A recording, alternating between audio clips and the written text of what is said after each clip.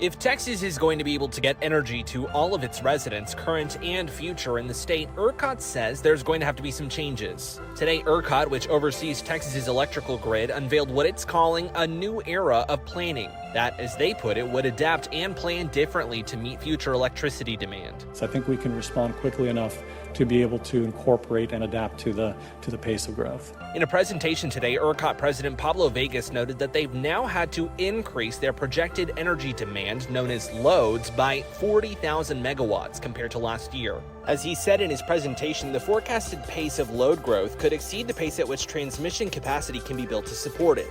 Put differently, Texas is on track to potentially not have enough energy to meet the needs of a growing state.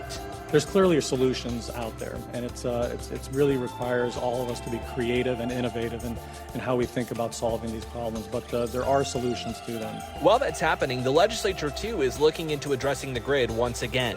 In his interim charges, Lieutenant Governor Dan Patrick tasked the Senate with investigating several topics related to expanding the grid, including the electricity market's design, the previously passed Texas Energy Fund, new power generation innovations, transmitting Texas power, managing the growth in energy demand in Texas, and the impact of Bitcoin mining on the grid. It's complicated. There's a lot of moving parts. There are a lot of conflicting constituencies and some goals around this policy-wise that are in tension. It's now 2 sessions in a row of passing grid reform, only to continue to look into further expansions. And already ERCOT says Texas should prepare for more changes.